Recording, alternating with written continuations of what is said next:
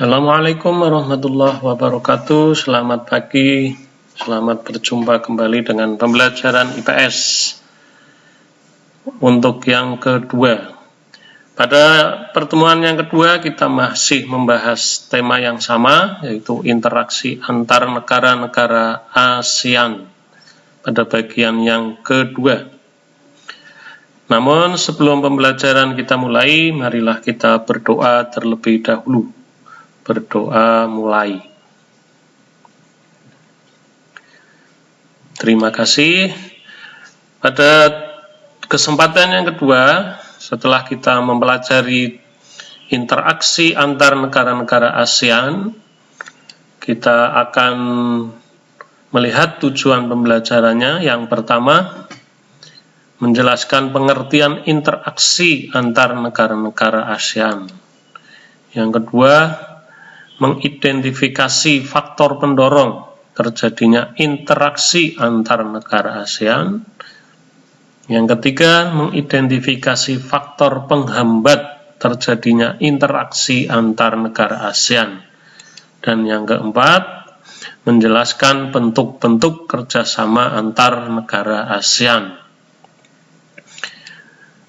Nah, tentunya kamu masih ingat pada pertemuan yang pertama kita juga membahas tentang pengertian interaksi. Saya harap kamu masih ingat apa itu interaksi.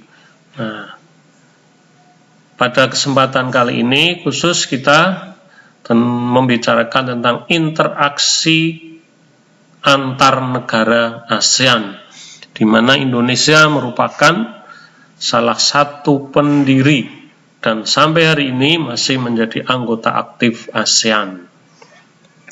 Jadi hubungan antar negara ASEAN seiring dengan munculnya berbagai macam kebutuhan yang berbeda-beda dari masing-masing negara anggota, sehingga mengharuskan adanya interaksi atau hubungan. Di antaranya masing-masing negara ASEAN itu memiliki kebutuhan di bidang sosial, budaya, politik, ekonomi, keamanan, dan lain-lain.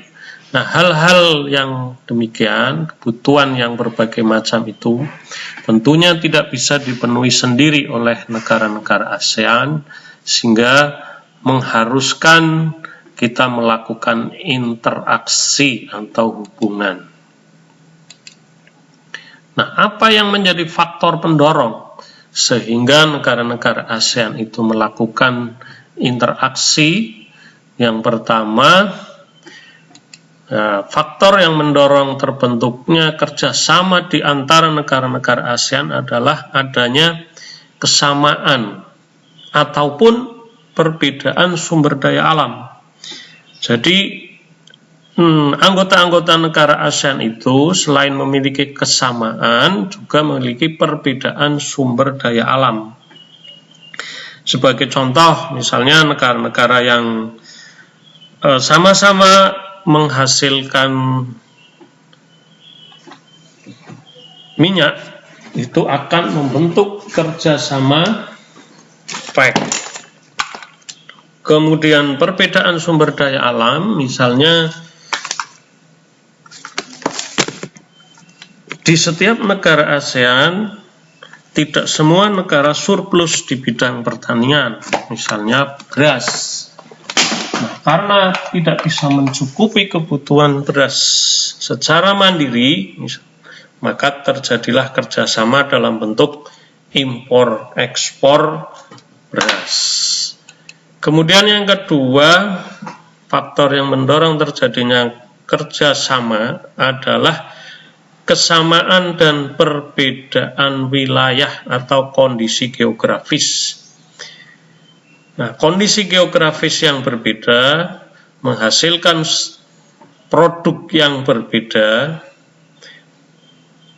sehingga negara-negara ASEAN itu harus melakukan kerjasama untuk memenuhi kebutuhannya, karena ada produk-produk yang tidak bisa dihasilkan di negaranya. Begitu juga karena kesamaan wilayah, membutuhkan kondisi yang aman secara bersama-sama sehingga melahirkan satu kerjasama misalnya di bidang pertahanan. Ini dua hal yang mendorong terjadinya kerjasama antar negara-negara ASEAN. Nah, selain ada faktor pendorongnya, ternyata dalam kerjasama juga terdapat faktor penghambat. Apa saja faktor penghambat kerjasama antar negara ASEAN? Yang pertama, misalnya adanya perbedaan ideologi. Apa itu ideologi? Nah, kalian harus tahu sebelum pembahasan dilanjutkan, apa itu ideologi? Ideologi itu berasal dari bahasa Yunani, dari kata idios dan logos. Kalau diartikan itu sama dengan tujuan atau cita-cita, atau ada yang mengartikannya sudut pandang. Jadi ideologi itu satu keyakinan yang menentukan cara pandang suatu negara untuk mencapai tujuannya. Misalnya ideologi Indonesia itu adalah Pancasila. Nah, perbedaan ideologi ini bisa menghambat terjadinya kerjasama antar negara. Tetapi dalam kenyataannya, alhamdulillah di kawasan negara ASEAN ini tidak ada hambatan dari perbedaan ideologi. Yang kedua, adanya konflik dan peperangan. Nah, konflik dan peperangan ini jelas akan menghambat terjadinya kerjasama. Misalnya kalau kita lihat di dalam sejarah, Indonesia pernah berkonflik dengan Malaysia. Ini jelas akan sangat menghambat terjadinya kerjasama. Yang ketiga, kebijakan protektif. Apa itu kebijakan protektif? Protektif itu satu kebijakan yang bertujuan melindungi kepentingan dalam negeri dalam rangka meningkatkan daya saing. Misalnya, ada satu negara yang melarang negara lain melakukan ekspor beras misalnya, karena ditujukan untuk melindungi produksi beras dalam negeri agar harganya tidak anjlok. Ini contoh. Kamu bisa mencari contoh-contoh yang lain, apa bentuk-bentuk proteksi atau perlindungan yang dilakukan suatu negara terhadap negaranya. Nah, ini yang akan menjadi salah satu faktor penghambat terjadinya kerjasama. Yang keempat, faktor yang menghambat terjadinya kerjasama adalah perbedaan kepentingan tiap-tiap negara. Jadi jelas ada perbedaan di tiap-tiap negara mengenai kepentingan negaranya di masa depan, apa yang akan mereka kembangkan, kepentingan apa yang harus didahulukan. Jangan sampai terganggu dengan adanya kerjasama dengan negara lain. Nah, kalau mereka mementingkan kepentingan negaranya sendiri, maka ini akan menjadi faktor penghambat terjadinya kerjasama. Itu dua hal yang bisa kamu pelajari lebih lanjut, faktor pendorong dan faktor penghambat kerjasama. Nah, sekarang apa saja bentuk-bentuk kerjasama antar negara ASEAN? Secara garis besar itu bisa dibedakan, ada bentuk kerjasama di bidang sosial, ada kerjasama di bidang budaya, kemudian ada kerjasama di bidang politik, kemudian ada lagi bentuk kerjasama di bidang pendidikan. Nah, tugas dari kalian nanti adalah untuk menganalisis apa saja bentuk-bentuk kerjasama, baik bidang sosial, politik, pendidikan, keamanan yang sudah terjadi dan mungkin sedang direncanakan di negara-negara ASEAN. pada tayangan kali ini saya hanya akan memberi satu contoh saja bentuk konkret dari kerjasama di bidang sosial budaya di kawasan ASEAN atau di region ASEAN. Misalnya yang sudah terjadi dan masih terjadi itu penanganan narkoba dan solusinya. Ini ada kerjasama antar negara ASEAN. Kemudian dalam penanggulangan dampak bencana alam.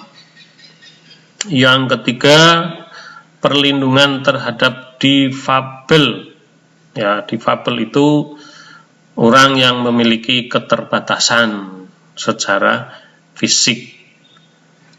Kemudian ada kerjasama juga yang diadakan untuk mewujudkan kesejahteraan di negara-negara ASEAN.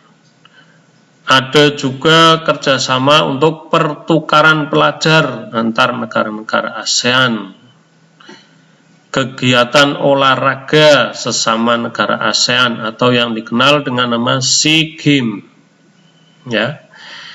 Kemudian di bidang pariwisata, di bidang kongres pemuda, di pertukaran acara televisi. Ya, kamu mungkin lihat setiap hari di rumah, lihat film Upin Ipin. Nah, itu produksinya ada di Malaysia, tapi hampir setiap hari tayang di Indonesia. Kemudian misi kebudayaan dan kesenian, diadakan festival lagu ASEAN. Nah, ini contoh-contoh konkret bentuk kerjasama di bidang sosial budaya di antara negara-negara ASEAN. Sebagai pengantar, kira cukup sampai di sini. Kamu gali lebih dalam bentuk tugas tentang bentuk-bentuk konkret kerjasama sosial, budaya, politik, ekonomi, perdagangan di kawasan ASEAN. Ya, silakan dipelajari lebih lanjut. Ada di dalam buku paket halaman 44 sampai dengan 48. Terima kasih atas perhatiannya. Saya tutup. Salam.